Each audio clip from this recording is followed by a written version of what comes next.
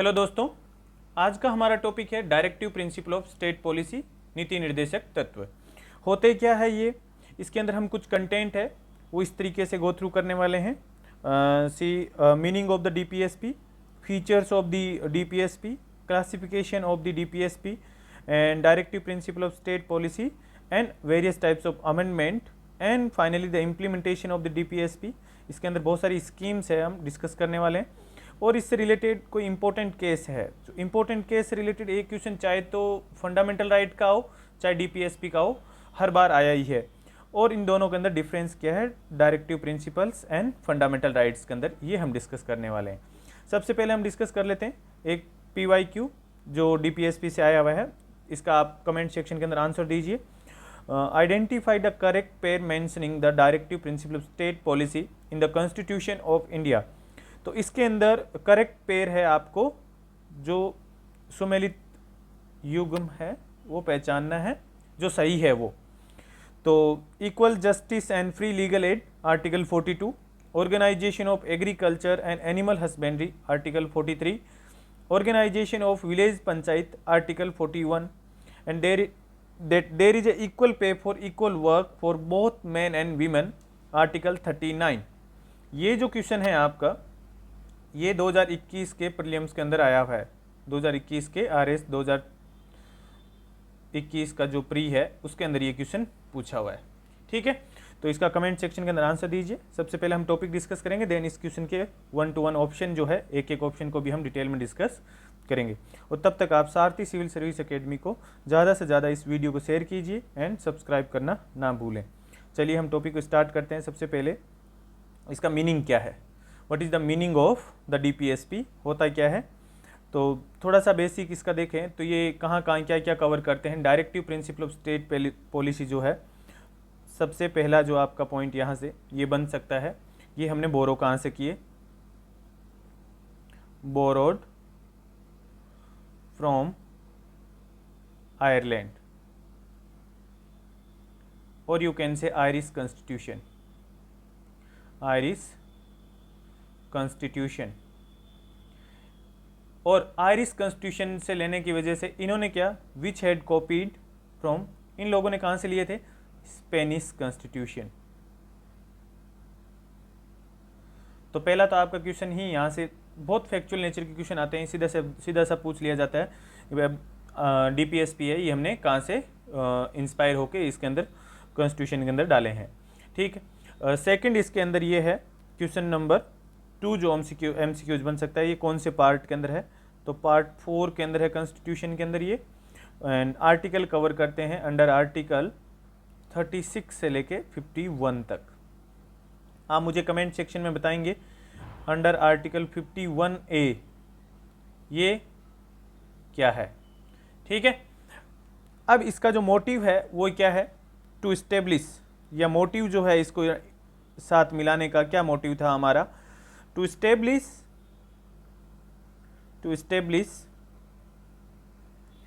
Economic and social democracy, economic and social democracy. और जो political वाला जो है, पॉलिटिकल ये कौन करता है, ये आपका फंडामेंटल राइट्स करते हैं, जो हम किसी सेपरेट वीडियो में डिस्कस करेंगे। ठीक है, तो 3 जो एमसीक्यूज यहाँ से बन सकते हैं कि कहाँ से हमने कॉपी किया है इसको, एंड कौन से कॉन्स्टिट्यूशन के पार्ट के अंदर है, कौन कौन से आर्टिकल कवर करते हैं, इसका मोटिव क्या है, इकोनॉमिक एंड सोशल डेमोक्रेसी को स्टेब्लिश करना। अब गवर्नमेंट ऑफ इंडिया एक्ट 1935, उसके अंदर इसका कुछ अलग नाम से भी था, जैसे कि इस एक्ट में ऐड किया गया था, तो उसके अंदर ऐसे बोला गया था instrument for instruction, instrument of instruction. इसका मतलब क्या हो गया इंस्ट्रूमेंट फॉर इंस्ट्रक्शन का, इसका एक्चुअल में मीनिंग ये हो गया कि भाई ये जो है, ये directive principle of state policy, ये इंस्ट्रक्शन या गाइडलाइन के लिए होगा गवर्नमेंट, चाहे वो सेंट्रल लेवल पे हो चाहे वो स्टेट लेवल पे हो। ये जो प्रिंसिपल है नॉन जस्टिशिएबल है, नॉन जस्टिशिएबल यानी इनको थोप नहीं सकते। ये आपका जनरली क्या होता है, ये सिर्फ और सिर्फ वेलफेयर स्टेट को बनाने के लिए होते हैं। इसका जो कंसेप्ट है, to create a welfare state. Non justiciable है, नॉट लीगली इन्फोर्सेबल कह सकते हो इसको, कोर्ट से कोई लीगल फोर्स नहीं है इसको लागू करने के लिए। हाँ, स्टेट हो चाहे सेंटर हो, इसके लिए एक तरीके की गाइडलाइन है, डायरेक्शंस है। ठीक है, इससे रिलेटेड एक रिपोर्ट है, वो आपको ध्यान में रखनी है, सप्रू रिपोर्ट। इसने फंडामेंटल राइट को डिवाइड करके जस्टिशियबल में डाल दिया, जस्टिशियबल, एंड डीपीएसपी को नॉन जस्टिशियबल के अंदर सेट कर दिया, जस्टिशियबल।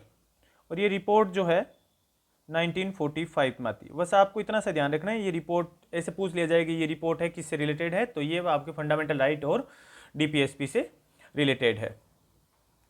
अब इसके अंदर जो है आपके आर्टिकल्स की बात करें, कौन कौन से आर्टिकल कैसे कैसे कवर होते हैं, तो देख लेते हैं। अपना जो पहला टॉपिक था आपका मीनिंग ऑफ द डीपीएसपी, और इसके कुछ फीचर्स जो है वो हम डिस्कस कर चुके।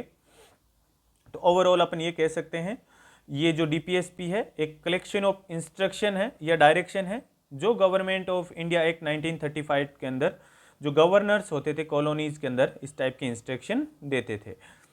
अब इसके अंदर आता है क्लासिफिकेशन ऑफ द डीपीएसपी, ये हो गया। Then classification of the DPSP, इसके अंदर जो है हम 3-4 पार्ट्स डिवाइड करेंगे।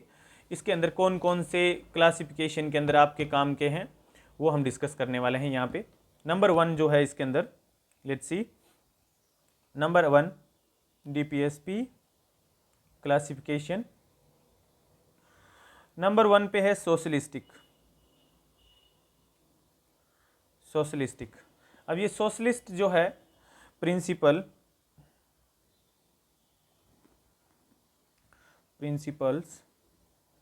नंबर 2 पे है गांधीयन। अब आरएस के अंदर बहुत ज़्यादा डिटेल में क्वेश्चन नहीं आता है, सीधा सीधा आर्टिकल के नंबरिंग पूछ लेते हैं, जैसे आपने अभी पीवाईक्यू देखा था।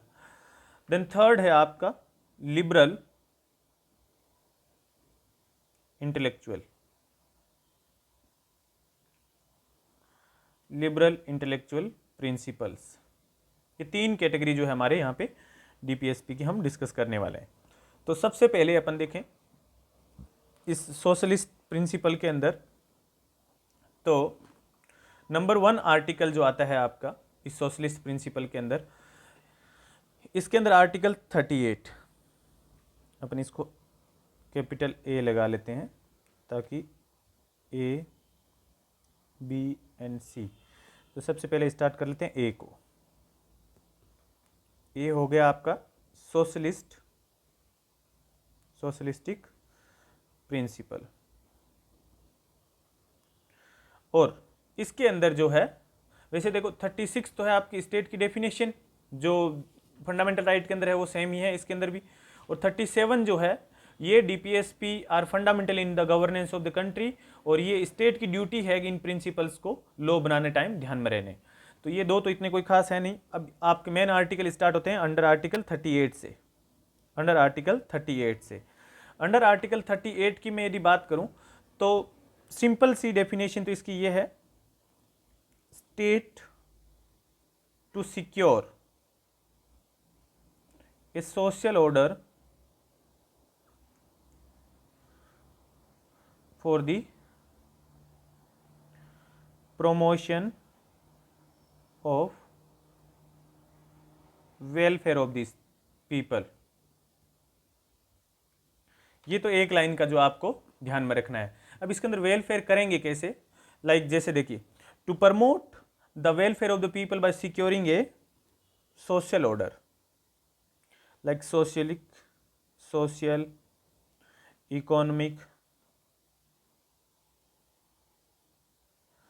इकोनॉमिक एंड पॉलिटिकल, इस टाइप के सोशल ऑर्डर है हमारे को करना होगा, जिसके अंदर क्या होगा, अपॉर्चुनिटीज है, या फिर आप कह सकते हो जिससे हम क्या कर सकते हैं, मिनिमाइज कर सकते हैं इनइक्वलिटीज को। To minimise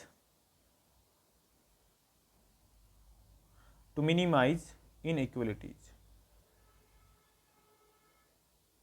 to minimize inequalities in income status, then facilities and opportunities। मतलब ज़्यादा से ज़्यादा जो है इक्वलिटी लाने की कोशिश है हम इस आर्टिकल 38 से कर सकते हैं। ये है आपका अंडर आर्टिकल 38। फिर इसके अंदर आपके जो है कुछ क्लस्टर ऑफ आर्टिकल्स कह सकते हो जो ग्रुप में है अंडर आर्टिकल 39, जो भी आपका सोशलिस्ट प्रिंसिपल है। अब इस 39 के अंदर जो है कुछ ग्रुप ऑफ आर्टिकल है, तो इसके अंदर जैसे कि आपके 6 आर्टिकल जो है कवर होने हैं। देखिए, टू सिक्योर, नंबर 1 पे जो है स्मॉल ए लगा रहा हूं मैं, क्लोज 1 जो है इसका वो ये कहता है right of adequate means of livelihood, पर्याप्त लाइवलीहुड जो है वो प्रोवाइड करवाएं, to secure livelihood for all the citizen. एक तो ये ऑल सिटीजन से। देन नंबर 2 पे जो आपका आता है आर्टिकल 39 क्लोज 2, इसके अंदर ये बोल रहा है equal distribution, equitable distribution of material resources of the community for the common good. सबके भले के लिए जो रिसोर्स का डिस्ट्रीब्यूशन है वो इक्वल किया जाना चाहिए, for the common good, equitable distribution होना चाहिए। अब क्लोज सी जो है या क्लोज 3 जो है वो है आपका वेल्थ का कंसंट्रेशन को रोकना, prevention of concentration, prevention of concentration of wealth and means of production. ये है आपका क्लोज 3। क्लोज 4 जो है इन the form of D, equal pay for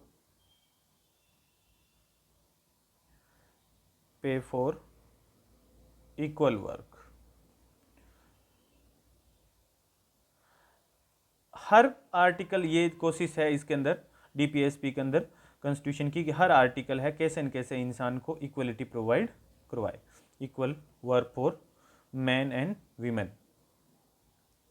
then next है ई,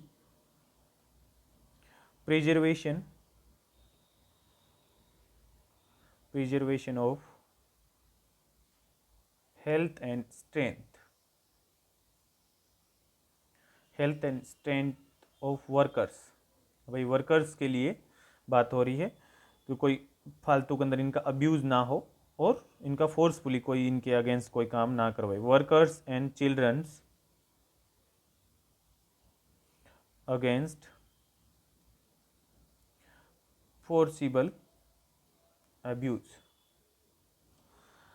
देन एफ क्लोज जो 6 है आर्टिकल 39 का, opportunities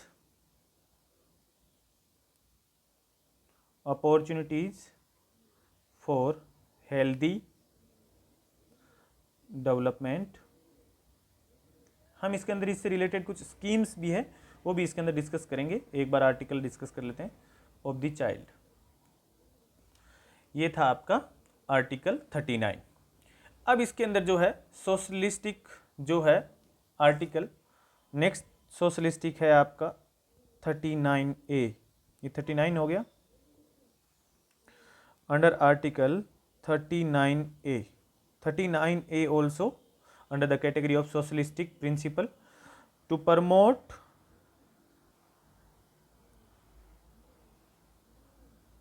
equal justice and to provide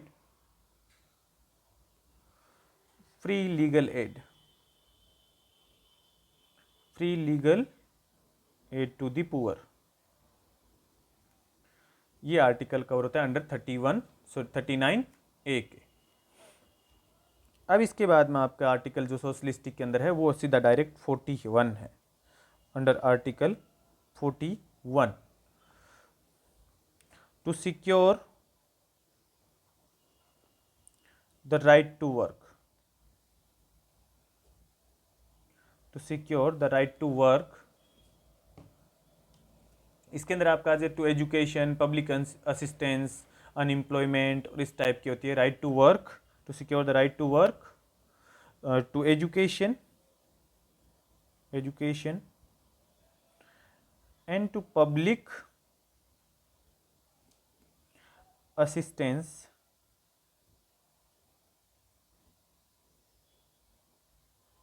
in certain cases. अब ये सर्टन केसेस कौन से हैं, जैसे कि आप इसमें केस ले सकते हो लाइक अनएम्प्लॉयमेंट, सर्टन केसेस के अंदर unemployment, unemployment, old age assistance, sickness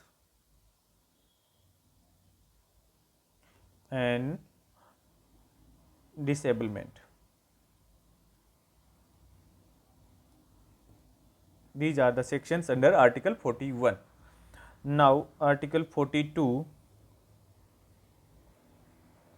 under Article 42 जो है आपका provision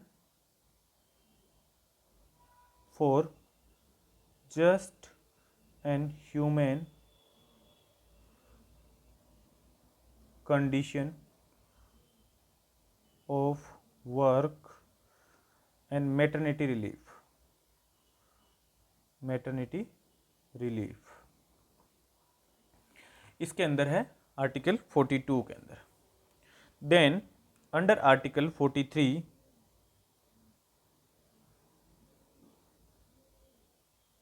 to secure a living veg,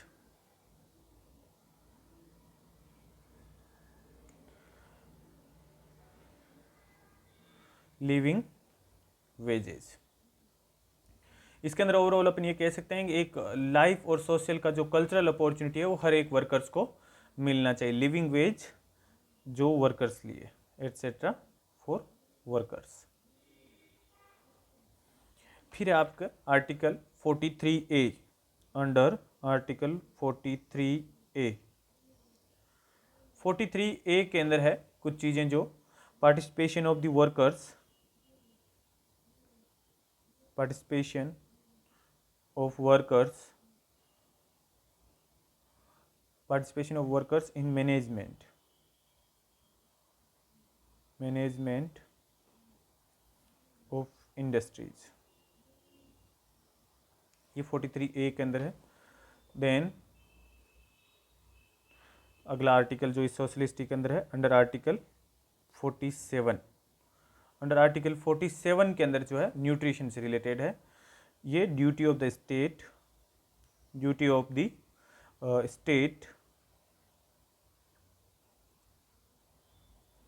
duty of the state to raise the level of nutrition and the standard of living and to improve public health, to improve public health। ये थे article आपके जो सारे socialist principal के अंदर है। अब हम इसको एक जगह लिख लेते हैं, सोशलिस्ट वाले जो है कौन कौन से कवर हुए हैं। अंडर आर्टिकल 38, 39, 39A, 41, 42, 43, कुछ आर्टिकल जो है उनके कुछ क्लोज है वो दूसरे पार्ट के अंदर भी जाएंगे, तो कंफ्यूज नहीं होना है। 43A एंड 47 का क्लोज 1, ये क्लोज 1 है। ये है आपके सारे के सारे आर्टिकल्स, ये सोशलिस्टिक प्रिंसिपल है। अब नेक्स्ट फेज जो है इसके अंदर आता है वो है Gandhian principle, Gandhian principles, Gandhian principles. इसके अंदर पिछले वाले में 8 थे, अब इसके अंदर 6 है। तो इस 6 के अंदर कौन से हैं? सबसे पहले आपका अंडर आर्टिकल 40, अंडर आर्टिकल 40 आता है विलेज पंचायत वाला, organisation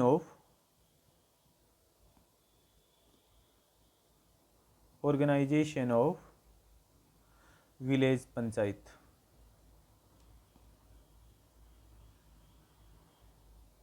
village panchayat, article 40।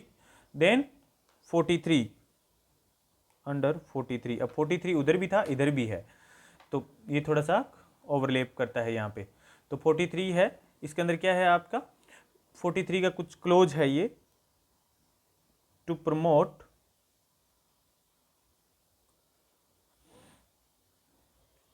Cottage industry,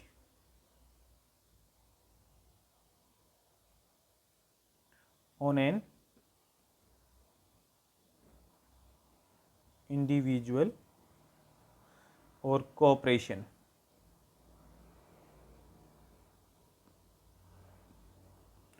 इन रूरल एरिया। गांधी जी जो है ज़्यादा से ज़्यादा मास प्रोडक्शन के अंदर, और production by, not mass production, production by masses पे ज़्यादा बिलीव करते थे, रूरल एरियाज। ये 43 का दूसरा क्लोज है। फिर इसके बाद में 43B जो है उसका दूसरा क्लोज ये है,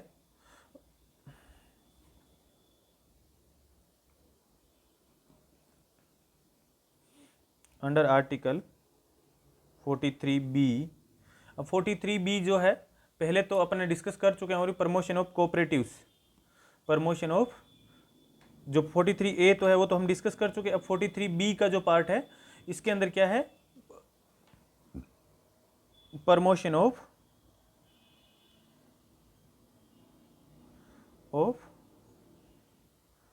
कोऑपरेटिव सोसाइटीज। ये पार्ट ही नया जोड़ा गया था तो फिर उसको इस हिसाब से इसमें ऐड किया गया, 43B। फिर है अंडर आर्टिकल 46, अंडर 46 के अंदर है SC ST और वीकर सेक्शन से related, promotion of educational and economic interest of SC ST and other weaker section. ये 46 के अंदर है। देन 47 जो न्यूट्रिशन एंड स्टैंडर्ड वाला था उसका सेकंड पार्ट जो है 47 का सेकंड पार्ट है, to prohibit the consumption of intoxicating drink and drugs which are injurious to health।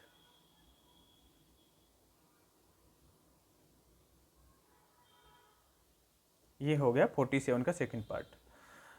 अब जो है अगला article 48, under article 48 cow slaughtering से रिलेटेड जो है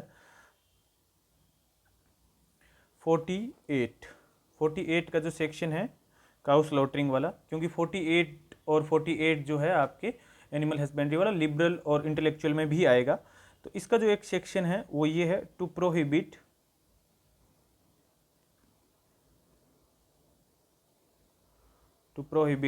the slaughter of cows and other milch and draught cattle and to improve their breeds,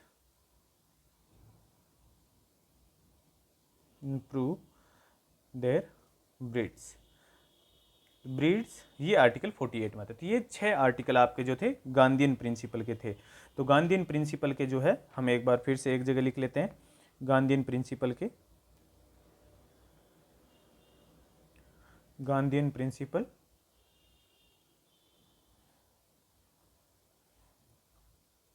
कुछ article overlap कर रहे हैं, उनका जरूर ध्यान रखें। अंडर आर्टिकल 40, 43, 43B, 46, 47 एंड 48, ये जो 6 आर्टिकल है ये गांधीयन है। Then now the last category that is liberal intellectual principle. अब इसके अंदर जो है 7 है, टोटल 7 है।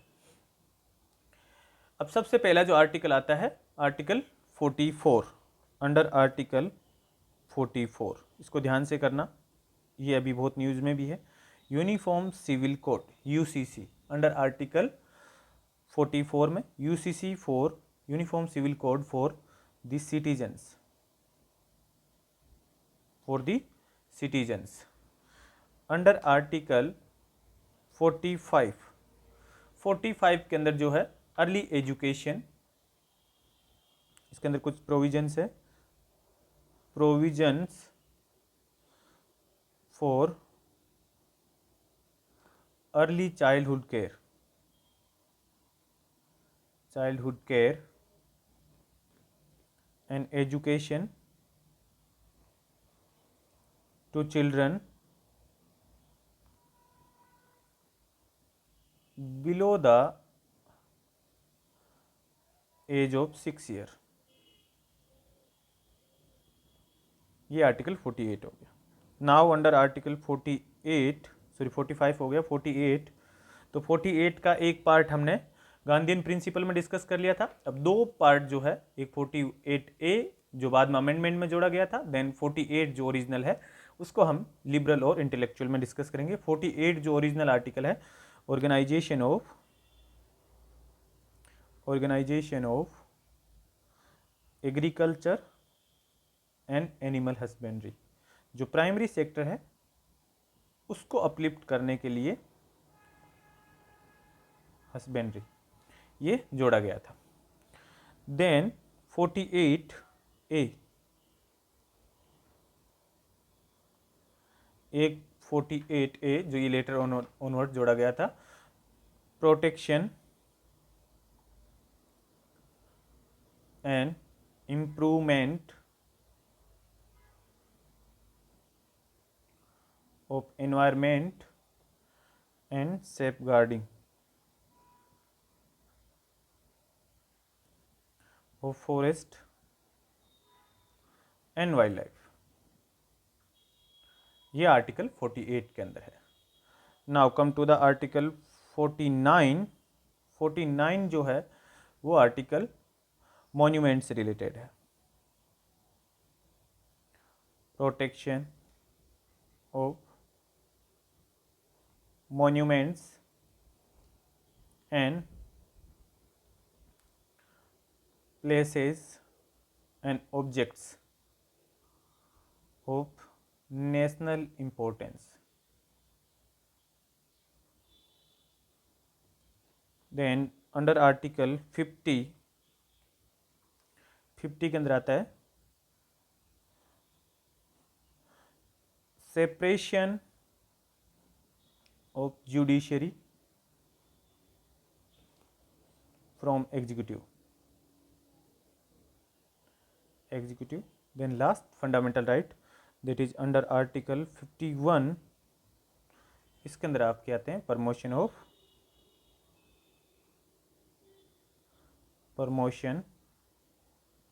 of international peace, international peace and security, international peace and security. तो लिबरल वाले हम फिर से एक जगह लिख लेते हैं, लिबरल एंड इंटेलेक्चुअल इसके जो आर्टिकल है टोटल इन नंबर 7 है। और कौन कौन से आर्टिकल कवर हो रहे हैं? Under article 44, 45, 48, 48A, 49, 50 and 51। तो ये मेन आपके 3 कैटेगरी थी फंडामेंटल राइट की, जो socialistic principle, Gandhian principle, liberal and intellectual. अब इसके अंदर आपको गो थ्रू करना है कि भाई कौन कौन से जो है मेन आपको ध्यान में होना चाहिए। बाकी सीधे सीधे आपसे आर्टिकल पूछे जाते हैं, ज़्यादा डिटेल में घुसना नहीं है अपने को। सीधा सीधा अभी जो आप पीछे का क्वेश्चन देख रहे हो उसके हिसाब से देखोगे तो इजीली समझ में आ जाएगा कि भाई कितने डेप्थ के अंदर है क्वेश्चन आते हैं। ठीक है, अब यहाँ पे हमारे को कुछ न्यू आर्टिकल्स है वो जोड़े गए थे, उनको एक बार डिस्कस कर लेते हैं। जो सबसे पहला DPSPN अमेंडमेंट की मैं यदि बात करूं, DPSP and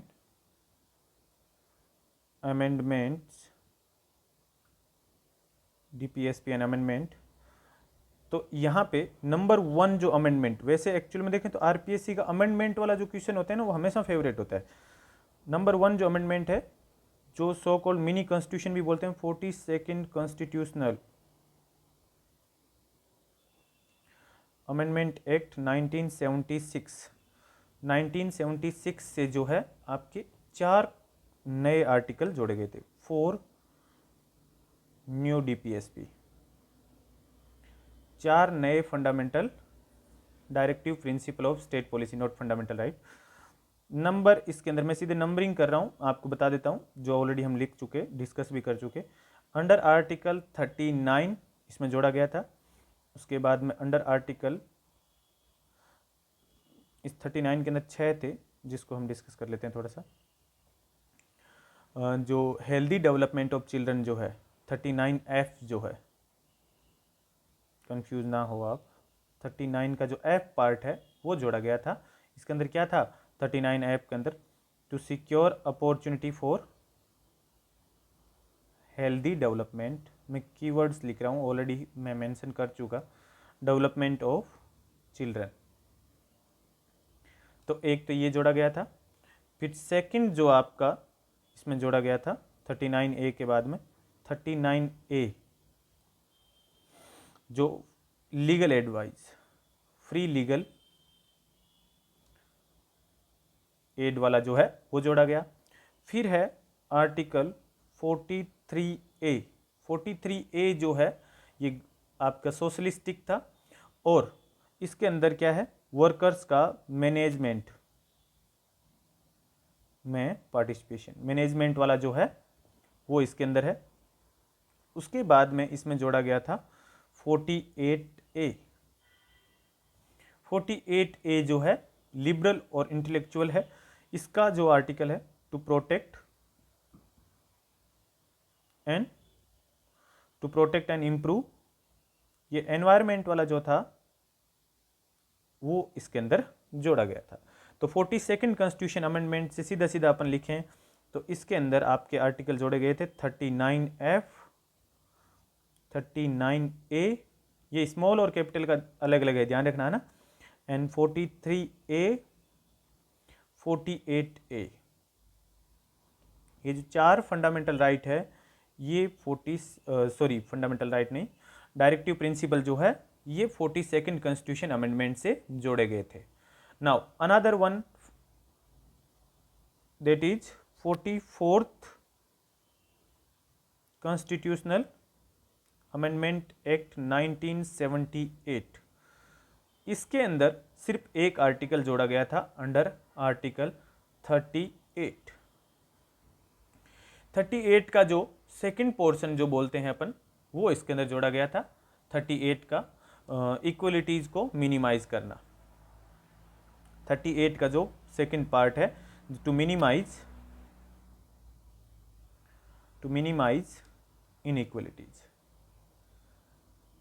inequalities in income, status, facilities and opportunities। ये आर्टिकल जो है ये किससे जोड़ा गया था? 44th कॉन्स्टिट्यूशन अमेंडमेंट से। The next amendment in the form of 86th constitutional amendment act जो 2002 के अंदर है हुआ था।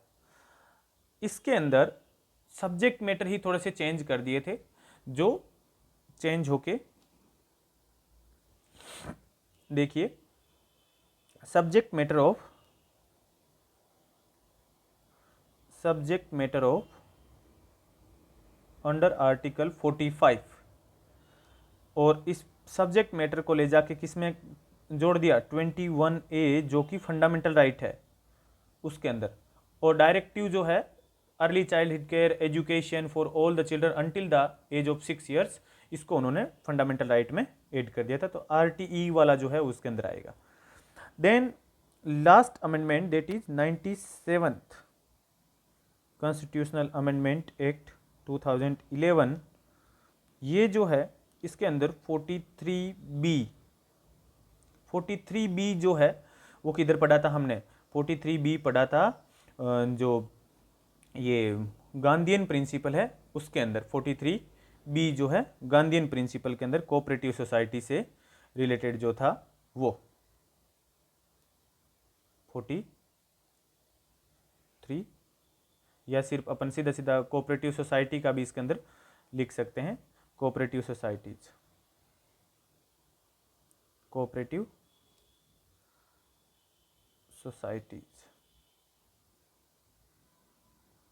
तो ये 9th B के अंदर, पार्ट 9th B के अंदर जोड़ा भी गया था, नया चैप्टर 2011 के अंदर, जो कोऑपरेटिव सोसाइटी के नाम से भी जानते हैं। तो ये अभी तक 3-4 हो गए। अब यहाँ पे हमारे को देखना है डिफरेंस क्या है इन दोनों के बीच में, देन इसके इम्प्लीमेंटेशन। इनके जो डिफरेंस की यदि मैं बात करूं, सीक्वेंस से ही देख लेते हैं अपन क्या सीक्वेंस है। Amendment then implementation, important cases. चलिए पहले इम्प्लीमेंटेशन देख लेते हैं, देन इससे रिलेटेड जो इंपॉर्टेंट केस है वो, देन लास्ट में आपका डिफरेंस डिस्कस कर लेंगे। चलिए इम्प्लीमेंटेशन को है हम सबसे पहले डिस्कस कर लेते हैं। इम्प्लीमेंटेशन, अब इसके अंदर है मैं कुछ आर्टिकल वाइज कुछ स्कीम्स बताऊंगा और उससे आपको थोड़ा सा कंपेयर करना है समझने के लिए। जैसे नरेगा है, तो नरेगा स्कीम जो है वो कौन से आर्टिकल में फिट बैठती है? वो आर्टिकल अपन यही मेंशन कर लेते हैं, नरेगा MGNRA नंबर 1 जो है MG महात्मा गांधी नरेगा वाली जो स्कीम है, ये फिट बैठती है मीन्स ऑफ लाइवलीहुड वाले में 39A के अंदर, स्मॉल है ये। फिर इसके बाद में 39G जो था, 39G, अब इसके अंदर ये लेटेस्ट ऐड किया गया है। अब इसके अंदर जो है चाइल्ड लेबर से रिलेटेड जो है, चाइल्ड लेबर से रिलेटेड जो चीजें हैं वो इसके अंदर है। 48 जो है काउ स्लॉटरिंग से रिलेटेड हमारे लॉ बने हुए, काउ स्लॉटर से रिलेटेड, एनिमल हस्बेंड्री से रिलेटेड 48 के अंदर हमने जो prohibition of slaughtering of cows and bullocks get that sanctity from article 48। उसके बाद में कुछ गवर्नमेंट की पॉलिसीज है जो आर्टिकल 47 से है। इस 47 का जो जिक्र है वो हुआ है आपके 47, एक तो इसमें है लिबरल वाले में, सॉरी गांधीयन वाले में, और एक आपका जो 47 है वो इनिशियली सोशलिस्ट के अंदर भी था। तो इन दोनों को मिला के देखें तो यहाँ पे जैसे कुछ स्कीम्स के नाम बता रहा हूँ, जैसे कि integrated rural development IRDP, integrated rural development, integrated tribal developmental program ITDP, उसके बाद में PMGSY प्रधानमंत्री ग्राम सड़क योजना, फिर है Ayushman Bharat, Ayushman Bharat, these are the principles which reflected from article 47।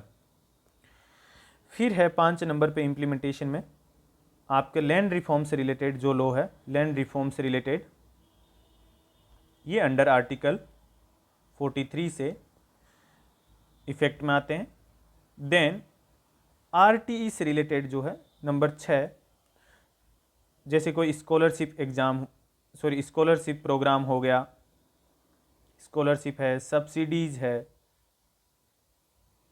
इससे रिलेटेड आपके कोई आता है, या फिर आरटीई है इन 2006, ये अंडर आर्टिकल 46 से प्रमोट होते हैं। इसके अंदर आपका वीकर सेक्शन भी है, वीकर सेक्शन के लिए भी कोई यदि स्कीम आ रही है तो आपका वो इंस्पायर कौन से आर्टिकल के क्लोज से हो रही है, 46 से इंस्पायर हो रही है, जो गांधीयन एक प्रिंसिपल है।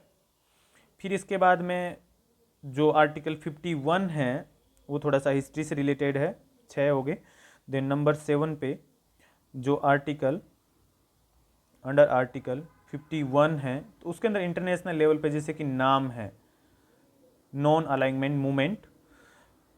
फिर इसके बाद में आईएसओ इंटरनेशनल सोलर ऑर्गेनाइजेशन जो पेरिस क्लाइमेट के अकॉर्डिंग हुआ था, ये ज़्यादा से ज़्यादा फॉरेन पॉलिसी जो है ह्यूमन वैल्यूज़ के अकॉर्डिंग प्रमोट करता है, 51।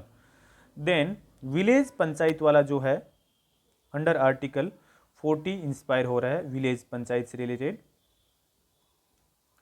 भाई ये वो है कि आज तक इन स्कीम्स का ध्यान में रखते हुए आर्टिकल्स को साथ लेके चल रहे हैं। फिर इसके बाद में नंबर 9 पे है आपका फिर अंडर आर्टिकल 39। वैसे 39 बहुत बड़ा है तो मैं एक कंबाइंड ही लिख रहा हूँ। इसके अंदर है जननी सुरक्षा योजना, जननी सुरक्षा योजना। देन एनवायरमेंट से रिलेटेड जितने भी आर्टिकल है अंडर आर्टिकल 48A, ये environment, wildlife sanctuary, forest और इंसल से रिलेटेड है।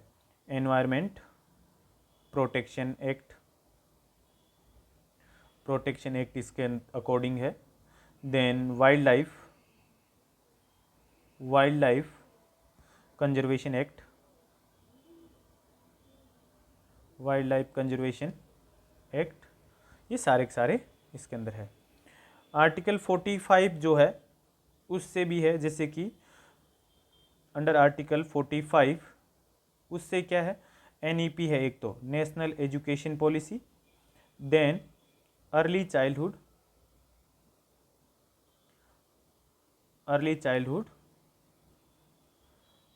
केयर एंड एजुकेशन भी आप इसके अंदर मेंशन कर सकते हो, ये आर्टिकल 45 से। तो ये कुछ आपके इम्प्लीमेंटेशन वाली जो चीज़ें थी। अब इससे रिलेटेड जो केस है वो डिस्कस कर लेते हैं। इससे रिलेटेड कितने केस है आज तक, जो मेन केस है आपको ध्यान में रखना है कौन कौन सा केस जो है वो डीपीएसपी और फंडामेंटल राइट के कन्फ्लिक्ट से रिलेटेड है। जनरली क्या होता है कि भाई एक दूसरे को सुप्रीमेसी के चक्कर में। तो नंबर 1 पे जो है आपका केस जो है इससे related Champakam Dorairajan case, important cases. Champakam Dorairajan जो केस है वो इससे रिलेटेड है, ठीक है। 1951 के अंदर आया था versus state of Madras,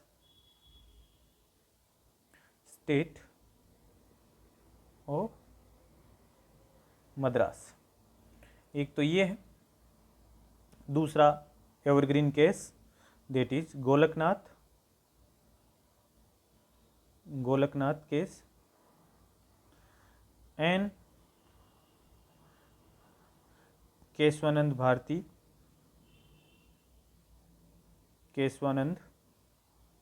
Bharti case. Then number 4 पे मिनर्वा माइल्स।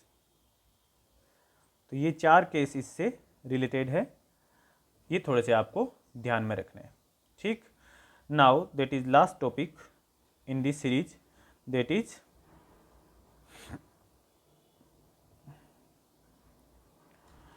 इनके डिफरेंसेस।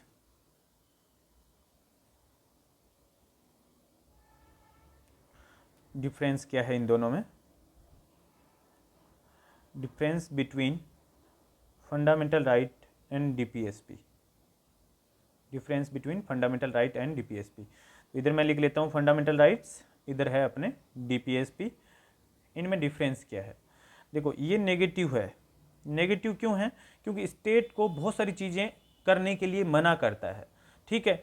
और ये पॉजिटिव इन एक्शन है, क्योंकि बहुत सारी चीज़ों के लिए गाइड करता है कि ये चीज़ करो।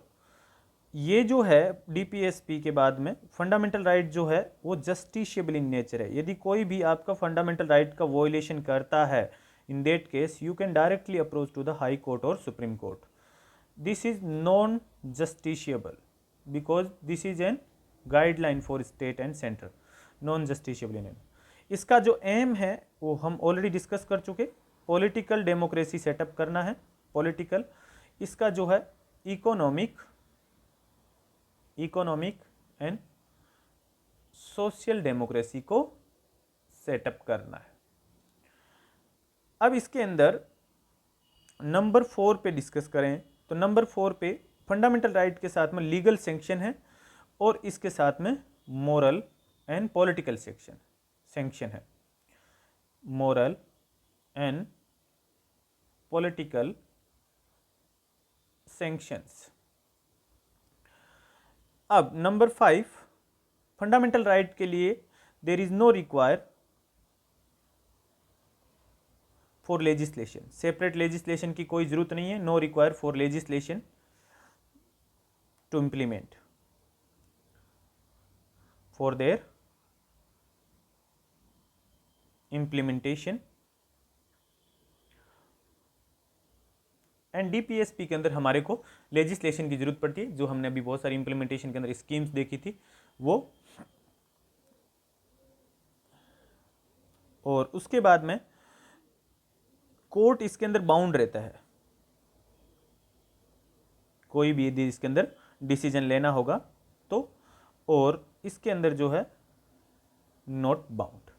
तो ये थोड़ी सी चीजें थी इसके अंदर जो आपके काम आ सकती है। अब जो चीज़ें, कुछ केस है, आप लक्ष्मीकांत से कुछ और केसेस भी देख सकते हैं इम्प्लीमेंटेशन के अंदर, जैसे कि प्लानिंग कमीशन से रिलेटेड है, नीति आयोग से रिलेटेड है, जमींदारी जागीरदारी, टेनेंसी रिफॉर्म है। ये कौन कौन से केस के साथ में लक्ष्मीकांत के अंदर ऑलरेडी ये दे रखा है, आप इसको गो थ्रू कर लेना। कभी कभार पूछ लेते हैं कि कौन सा जो एक्ट है वो डीपीएसपी को फॉलो कर रहा है या नहीं कर रहा है, कौन से, जैसे मिनिमम वेजेज एक्ट है, पेमेंट ऑफ वेजेज एक्ट है, या जो चाइल्ड लेबर से रिलेटेड है, इस टाइप के जो है इसके अंदर लक्ष्मीकांत में लगभग 18-20 एक जो इसके अंदर लीगल सेंसिटी दे रखी है। तो उसको भी आप एक बार गो थ्रू कर लेना। बाकी इसके अंदर ऐसा कोई पोर्शन बचा नहीं है जो आपके एग्जाम पॉइंट ऑफ व्यू से इंपॉर्टेंट हो और कवर नहीं हुआ हो। जितना एग्जाम पॉइंट ऑफ व्यू से इंपॉर्टेंट था उतना मैंने कवर करा दिया है। और बाकी तो इसके अंदर क्या है, अभी लास्ट मोमेंट पे आप ज़्यादा पढ़ोगे, बहुत ज़्यादा चीज़ें खोद खोद के निकालोगे कि ये भी पढ़ लूँ वो भी पढ़ लूँ, तो वो पॉसिबल है नहीं। और कोशिश ये रहेगी शॉर्ट के अंदर स्मार्ट स्टडी और टू द अप्रोच, एकदम टू द पॉइंट जो है वो चीज़ें आपकी कवर हो, तो वही आपको ज़्यादा से ज़्यादा एग्जाम में मार्क्स दिला सकती है। अभी जो है यदि आपने ये सेक्शंस जितने भी मैं क्विक रिवीजन सीरीज वाले ले रहा हूँ जो सेशंस, ये भी यदि आप एक साथ सारे देख लोगे तो भी पॉलिटी का आपका एक सिंगल क्वेश्चन बाहर से नहीं जाएगा। एक सिंगल क्वेश्चन आपको बहुत ज़्यादा डिटेल के अंदर नहीं पढ़ने की जरूरत है। नोट्स वगैरह की जो चीज़ है, नोट्स आप चाहो तो इसके साथ साथ बना सकते हो, और जिसको यदि ज़रूरत रहेगी तो वो इसके अंदर मेल आईडी दे रखी है, उसके अंदर आप मैसेज कर दीजिए, हम फॉरवर्ड करवा देंगे आपके लिए, ठीक है। और अभी तक आपने यदि सारथी सिविल सर्विस एकेडमी को सब्सक्राइब नहीं किया है तो ज़्यादा से ज़्यादा इसको अपने फ्रेंड्स के बीच में शेयर करें और सब्सक्राइब ज़्यादा से ज़्यादा करें, और बेल आइकन का जो बटन है वो तो दबाना ना ही भूलें। अभी जो आपका क्वेश्चन था उसको डिस्कस कर लेते हैं। सबसे पहले जो क्वेश्चन जो है ये है, इसके अंदर आपको जो करेक्ट पेयर है उसको छांटना है।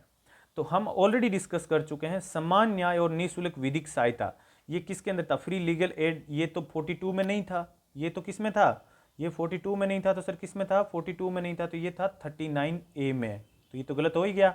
दूसरा कृषि और पशुपालन का संगठन, तो ये 43 में तो था ही नहीं, 43 में नहीं था, तो सर किस में था, ये था 48 के अंदर। ग्राम पंचायतों का संगठन, गांधीयन प्रिंसिपल, ये 41 में तो नहीं था सर, तो किस में था, ये 40 के अंदर था। और पुरुषों और स्त्रियों दोनों का समान कार्य के लिए समान वेतन हो, ये 39D के अंदर था। तो आपको क्लोज वाइज क्लोज लाने की जरूरत नहीं है, आप सीधा सीधा यहाँ पे जा सकते हो। तो इसका आंसर है पुरुष और स्त्री दोनों का समान कार्य के लिए समान वेतन, equal pay for equal work for both men and women under article 39 close D या क्लोज 4 के अंदर जो ये मेंशन है। ये आपके अभी तक RS 2021 के प्री के अंदर पूछा हुआ था और ज़्यादा इसके अंदर पूछा हुआ नहीं था। इस बार के लिए देखें तो यूनिफॉर्म सिविल कोड है, आपसे पूछा जा सकता है, बहुत इंपॉर्टेंट है। और गांधीयन प्रिंसिपल है, वो आपको बहुत अच्छे से करना है। गांधीयन प्रिंसिपल है वो हमेशा एवरग्रीन रहते हैं और आपको कुछ जो चीज़ें जो है वो कंफ्यूज ना करें, तो इसलिए आपको थोड़ा सा एक कंपेरेटिव टेबल स्टडी के अंदर करना है। अमेंडमेंट वाला जो पोर्शन होता है RPSC हमेशा प्रीफर करती है, तो अमेंडमेंट के जो पोर्शन है कि कौन से आर्टिकल किस अमेंडमेंट से एंटर हुए हैं वो आपको ध्यान में रखना है। और ज़्यादा से ज़्यादा आप अपने फ्रेंड्स के बीच में शेयर करें और सब्सक्राइब करना ना भूलें। चलिए, थैंक यू।